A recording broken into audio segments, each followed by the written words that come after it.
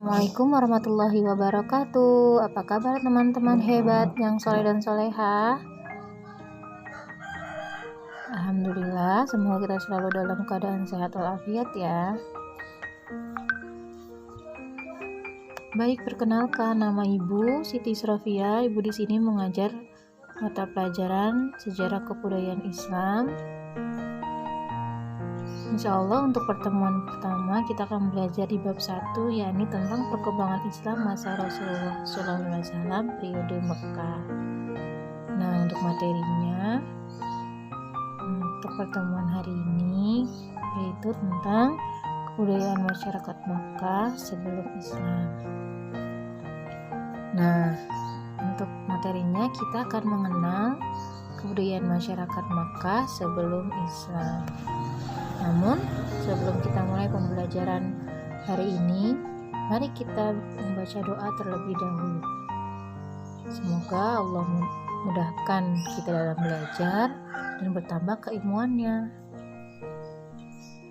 Yuk, kita mulai. Bismillahirrahmanirrahim. Rabbi zidni ilma warzuqni fahma. Amin. Baik, teman-teman sudah siap ya menyimak video ini? Kita lanjut. Untuk pertemuan pertama,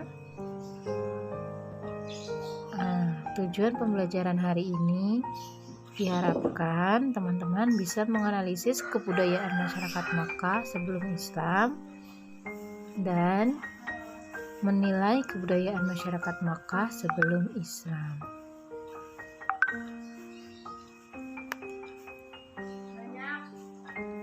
Jadi, para ahli sejarah menyebut masa sebelum kedatangan Islam yang dibawa oleh Rasulullah SAW disebut sebagai masa jahiliyah. Nah, secara bahasa jahiliyah berasal dari kata jahil yang diturunkan dari kata dasar Arab jahala yang berarti bodoh. Nah, zaman jahiliyah terdiri atas 2 periode. Periode pertama itu meliputi masa yang sangat panjang, tetapi tidak banyak yang bisa diketahui hal ihwalnya dan sudah lenyap sebagian masyarakat pendukungnya. Dan untuk periode kedua kira-kira berlangsung sekitar 150 tahun sebelum Islam lahir. Jahiliyah periode kedua inilah yang kita kenal hingga sekarang. Lanjut. Kita akan mengenal kondisi keyakinan pra-Islam ya.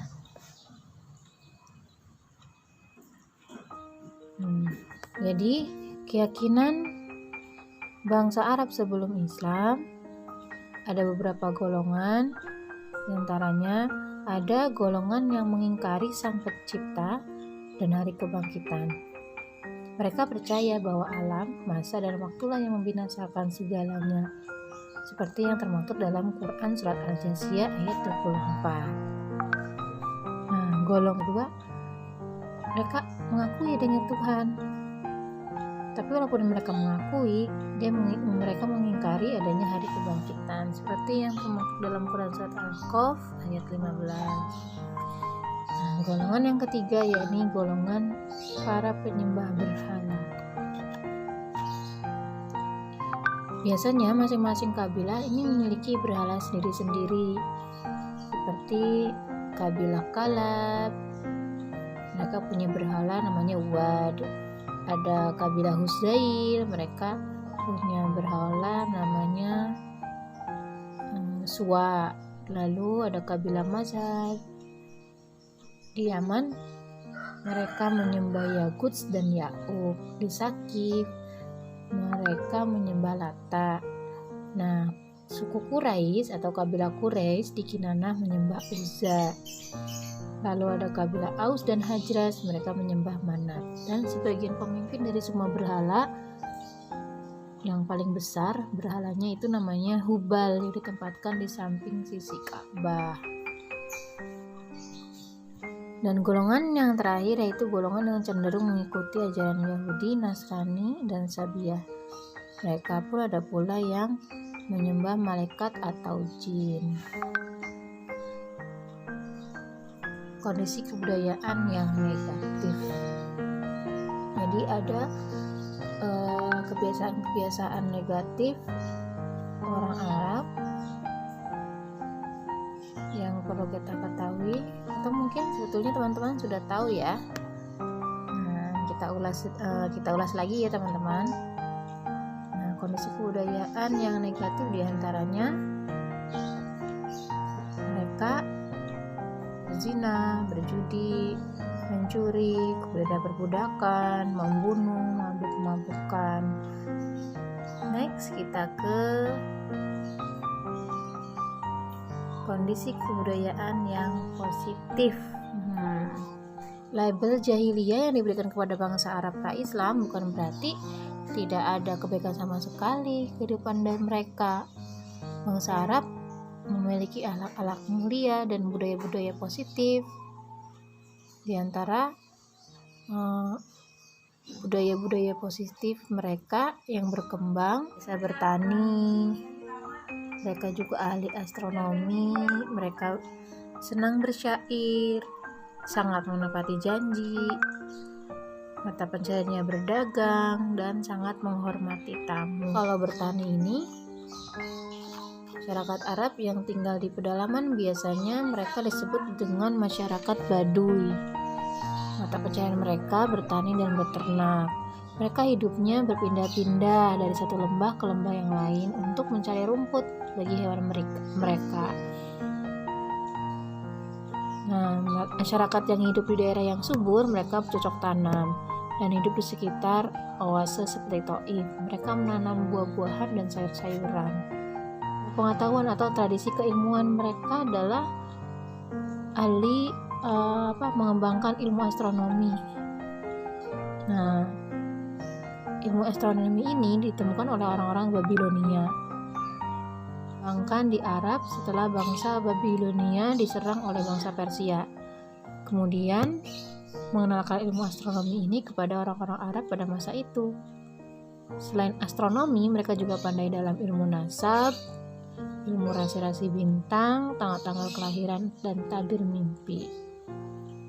Nah, kemudian bersyair. Nah, jadi syair menjadi salah satu budaya tingkat tinggi yang berkembang pada masa Arab pra-Islam. Karena orang yang pandai bersyair bisa menjadikan seseorang itu atau kabilah tertentu menjadi kabilah yang terhormat. Selain bersyair, mereka juga terbiasa menulis kata-kata hikmah dalam setiap bangunan agung yang mereka dirikan. Orang-orang Arab saat itu berlomba-lomba dan membanggakan sikap dermawan. Nah, separuh syair-syair mereka diisi dengan pujian dan sanjungan terhadap orang dermawan tadi. Biasanya di pasar Ukas tidak hanya menyediakan barang dagangan untuk kebutuhan sehari-hari, tetapi juga ada pegelaran kesenian seperti qasidah-qasidah gubahan sastrawan Arab. Kebiasaan positif lainnya orang Arab yaitu menepati janji. Nah, mereka menganggap aib bila melanggar janji. Janji adalah hutang yang harus mereka bayar. Maka dalam sebuah kisah Hani bin Mas'ud Asy-Syaibani, hanya demi sebuah janji mereka rela membinasakan keturunan mereka dan menghancurkan rumah demi memenuhi sebuah janjinya. Nah, selain itu, kebiasaan positif lainnya adalah berdagang. Nah, masyarakat Arab yang tinggal di perkotaan disebut Ahlul Hador. Mereka hidup dengan berdagang. Kehidupan sosial ekonominya sangat ditentukan oleh keahlian mereka dalam berdagang. Nah, mereka melakukan perjalanan dagang dalam 2 musim selama setahun. Pada musim panas, mereka pergi ke negeri Syam, dan pada musim dingin, mereka pergi ke negeri Yaman. Pada masa itu, sudah berdiri sebuah pasar yang diberi nama Pasar Ukas. Nah, Pasar Ukas ini dibuka pada bulan-bulan bertepatan dengan waktu pelaksanaan ibadah haji, yaitu bulan Zulqa'dah, Zulhijjah, dan Muharram. Kemudian menghormati tamu. kehidupan sosial bangsa Arab pra-Islam, mereka terkenal pemberani dalam membela pendiriannya. Mereka tidak mau mengubah pendirian yang sudah mengakar dalam kehidupan mereka. Nah, salah satunya adalah mereka sangat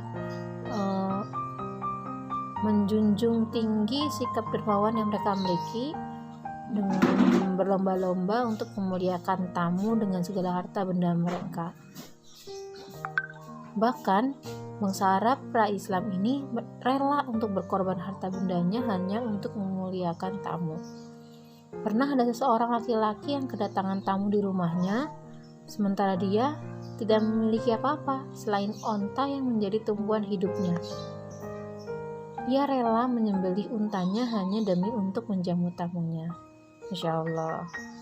Itulah kondisi kebudayaan yang positif bangsa Arab pra-Islam.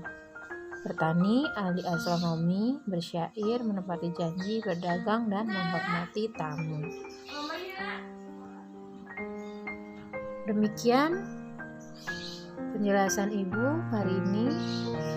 Kita ucap alhamdulillah sama-sama. Alhamdulillahirrahmanirrahim. Terima kasih sudah menyimak videonya. Sampai berjumpa di pertemuan berikutnya ya.